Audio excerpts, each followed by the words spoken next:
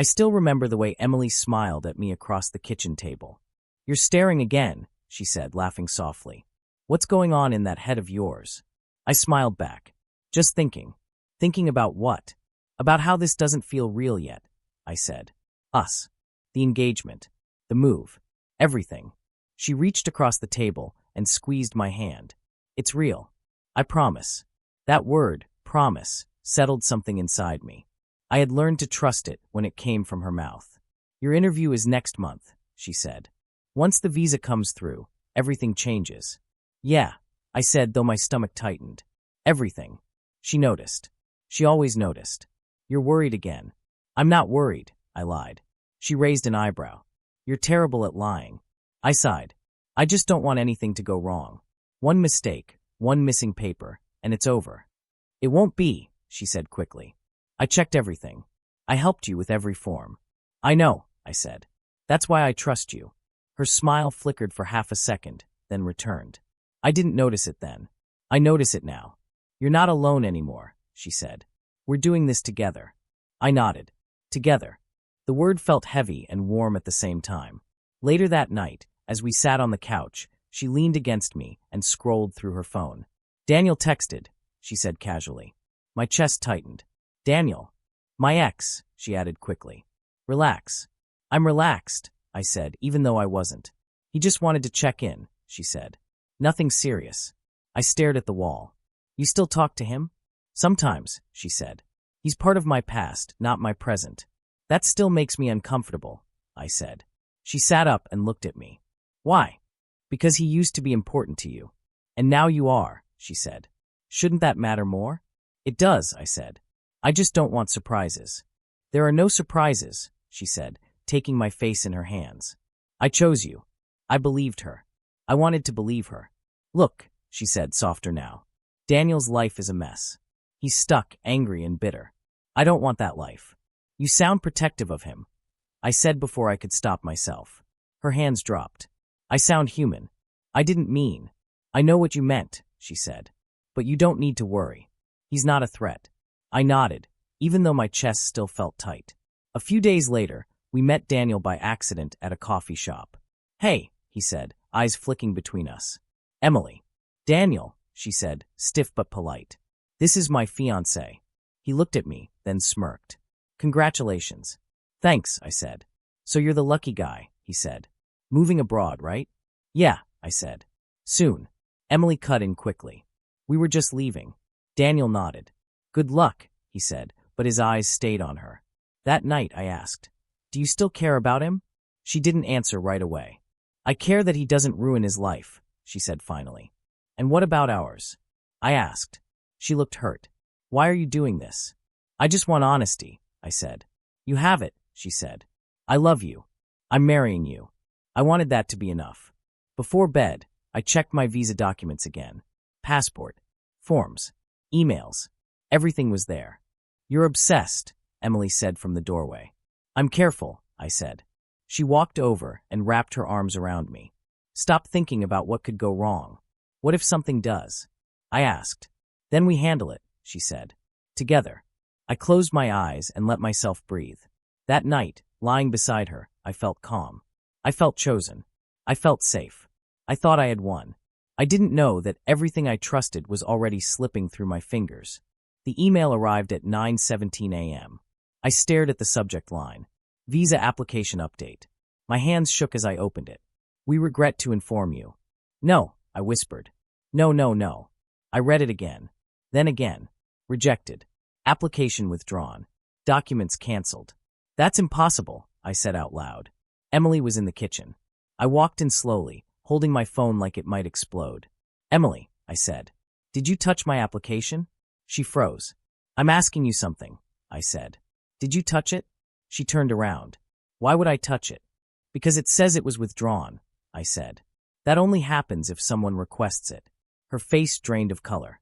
"Say something," I said. "Please." She sat down hard. "I didn't think you'd find out this fast." My chest felt hollow. "Find out what?" She rubbed her hands together. I panicked. "What did you do?" I asked. She looked up at me, eyes filling. I stopped it. The room tilted. "You stopped my visa?" I asked. I was trying to protect everyone, she said quickly. Everyone. I laughed once. Who is everyone? She swallowed. Daniel. I felt something tear inside my chest. What does Daniel have to do with my future? I asked. If you left, she said, voice shaking, immigration would have looked closer at my history. At him. And, I said, and he would have been exposed, she whispered. So you destroyed my life, I said slowly, to save his. That's not fair, she cried. I was scared. Scared for who? I asked. For him, she said. Then, quieter, for me. I stared at her. Did you even think about me? Of course I did, she said. That's why this hurts so much. This hurts. I repeated. Emily, I lost my future.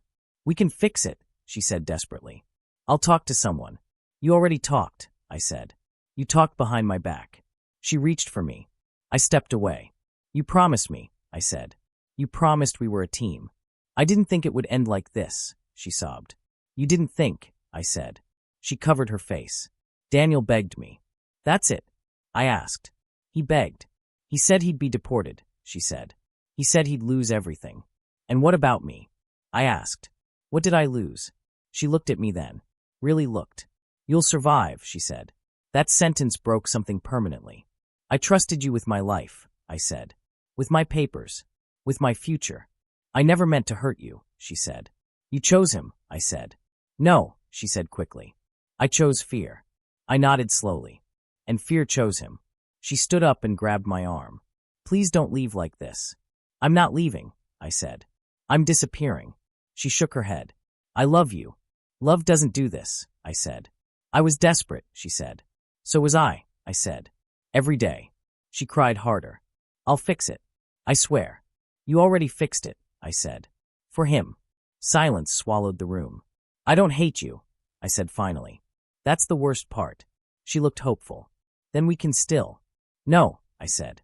That hope is gone. She collapsed onto the couch. What am I supposed to do? I looked at her, really looked, and felt nothing but distance. You should ask Daniel, I said. She flinched. I picked up my jacket. Where are you going? She asked. Somewhere you can't touch, I said. At the door, I stopped. I would have given up everything for you, I said. She whispered. I know. And you gave me up, I said. I walked out. In the hallway, my phone buzzed again. Another email. Confirmation. Case closed. I leaned against the wall and slid down. I didn't scream. I didn't cry. I just sat there, realizing the truth. Love didn't fail me. It chose someone else. The days after felt empty. Not loud. Not dramatic. Just hollow.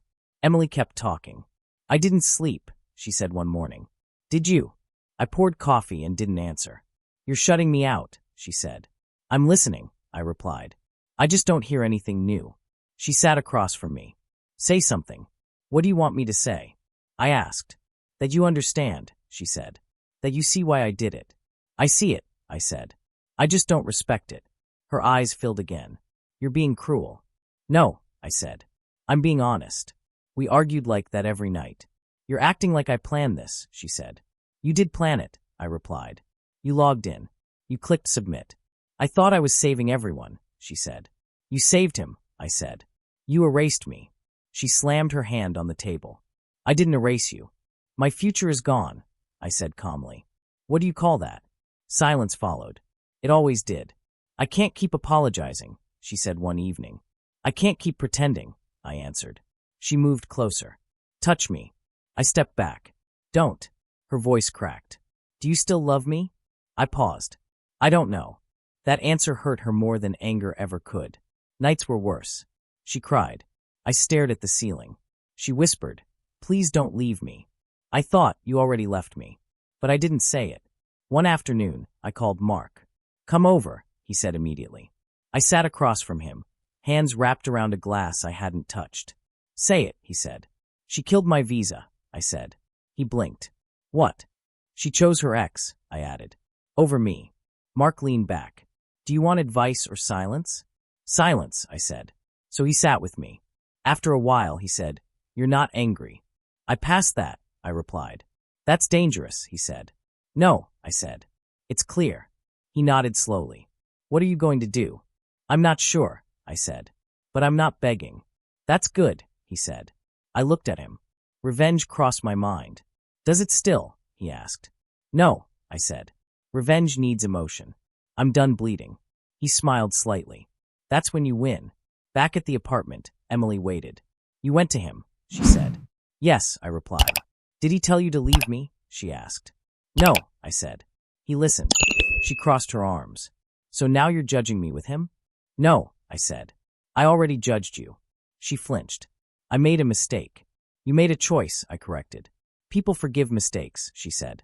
They remember choices, I said. She looked desperate. I'm still here. That's the problem, I said. You stayed, but I don't feel you anymore. She sat down. What do you want? I thought for a moment. Space. For how long? She asked. Until I can breathe, I said. Days passed like shadows. I stopped arguing. She noticed. You don't fight anymore, she said. I don't need to, I replied. That scares me, she admitted. It should, I said. One night, she asked. Is there someone else? No, I said. There's just me now. She cried again. I felt nothing. That scared me too. I packed a bag quietly. She stood in the doorway. So that's it. I'm not disappearing, I said. I'm leaving with what I have left. What is that? She asked. Myself, I said. She stepped aside.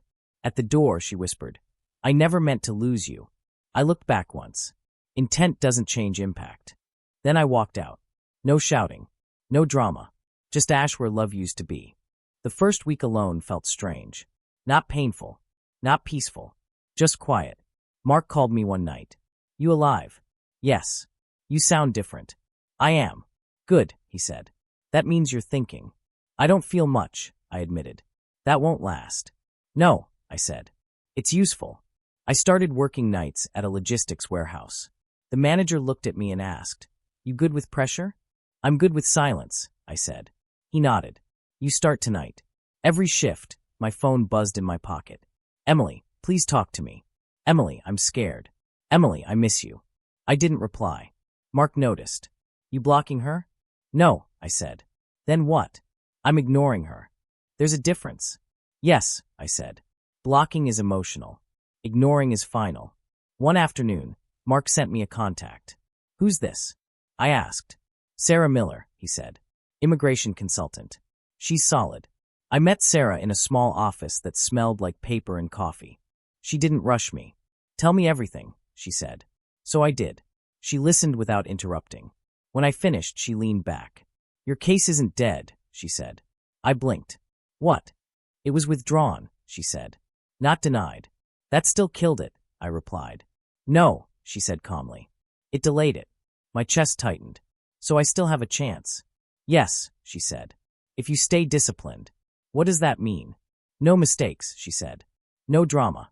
I let out a short laugh. That won't be hard. She smiled. Good. Then we rebuild. Step by step. Outside, I breathed deeper than I had in weeks. That night, Emily called again. I watched the phone ring. I let it stop. Mark texted me. Progress. Maybe, I replied. Careful, he said. Hope can cut. I know, I typed. But it can also sharpen. Days turn structured. Work. Paperwork. Gym. Sleep. I talked less. Thought more. Sarah said one afternoon, You're focused. I don't want to fail twice, I said. She nodded. You won't. Emily left a voicemail. I heard Daniel's having problems. I deleted it. Later, Mark told me he's slipping. Who? Daniel, he said. Missed meetings. Bad choices. I felt nothing. That scares me, Mark said. It doesn't scare me, I replied. It confirms. Confirms what? That people ruin themselves without help. Sarah emailed me. Your appeal is moving. I stared at the screen. Not relief. Not joy. Control. Emily showed up at my door one night. I didn't open it. Please, she said through the door. I stayed silent. I know you're there, she cried. I waited until she left. Later, Mark asked, Do you feel powerful? No, I said. I feel stable. That's better, he said. I looked at my reflection the next morning. I won't beg, I told myself. The man staring back didn't argue.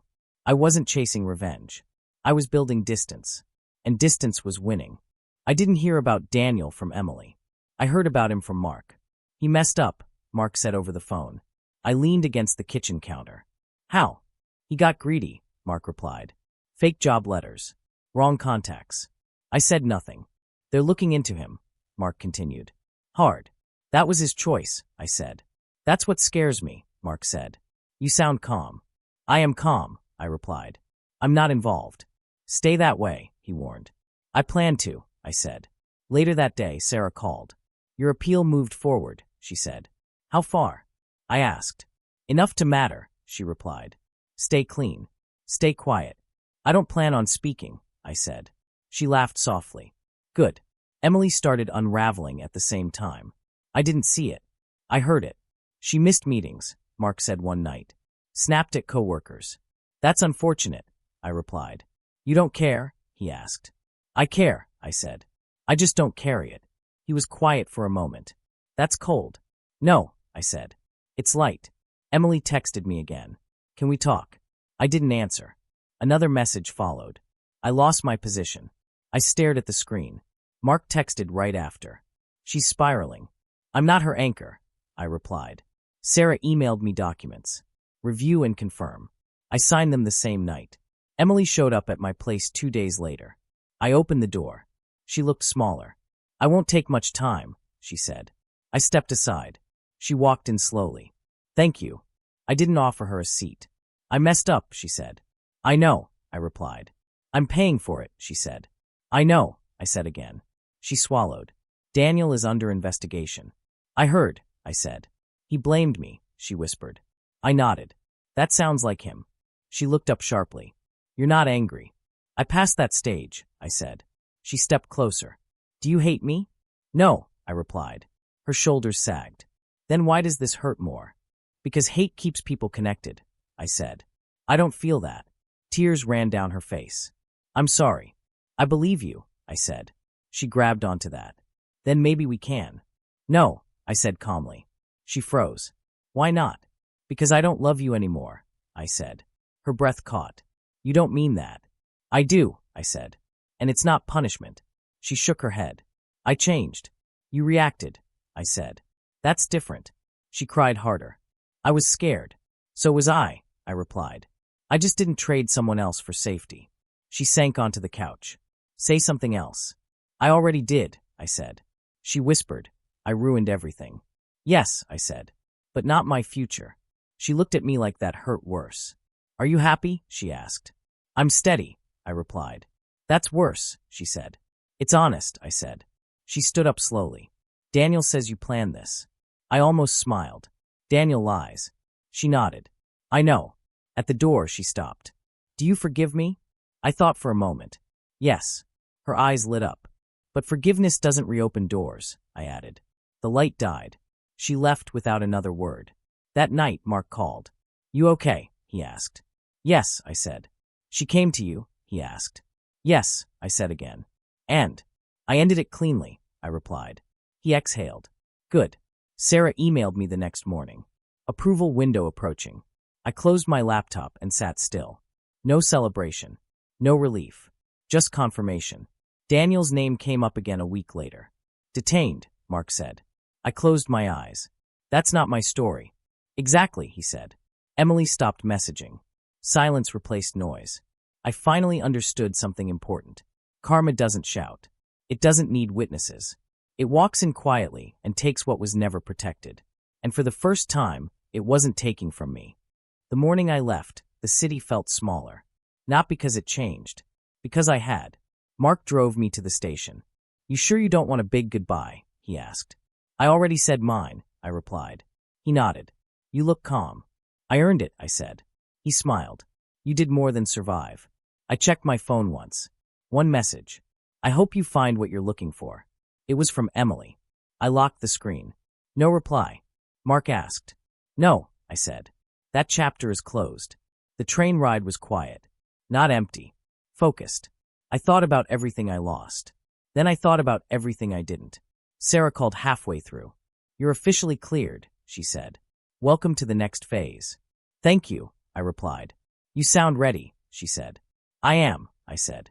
When I arrived, Lucas Grant met me outside the building. You must be the new guy, he said, shaking my hand. I am, I replied. I'm Lucas, he said. You settled in? Enough, I said. He laughed. That's honest. We walked inside. Fresh start, he asked. Yes, I said. Good, he replied. Those are rare. The first day passed fast. Work. Introductions. Silence that didn't feel heavy. At lunch, Lucas asked, You always this quiet? No, I said. Just selective. He nodded. I respect that. Later, my phone buzzed again. Another message from Emily. I still think about you. I didn't open it. Lucas noticed. You okay? Yes, I said. Just choosing peace. He smiled. That's a strong choice. That night, alone in my new place, I unpacked slowly. Each item had a memory. I didn't cling to them. I placed them where they belonged. I looked in the mirror. You made it, I said out loud. No one answered. And that was fine. Mark called. So, he asked. So I'm here, I said. Proud of you, he replied. Thank you, I said. You won, he asked. No, I said. I moved on. That's better, he said. Emily sent one last message. I'm sorry for everything. I read it. I didn't respond. Not because I was angry. Because I was finished. The next morning, Lucas handed me a coffee. Ready, he asked. Yes, I said. For what? He smiled. For whatever comes next, I replied. He laughed. I like you already. Days passed. Weeks followed. I built routines. I built strength. I built distance from pain. One evening, Lucas said, You ever look back? Sometimes, I admitted. Does it hurt? He asked. No, I said. It reminds me. Of what? He asked. That I survived, I replied. He raised his cup. To that. I raised mine. To growth. I didn't destroy anyone. I didn't chase revenge. I didn't need closure from someone else. I carried it with me. Betrayal didn't break me. It sharpened me. The comeback wasn't loud. It didn't need witnesses. It was permanent. And it was mine.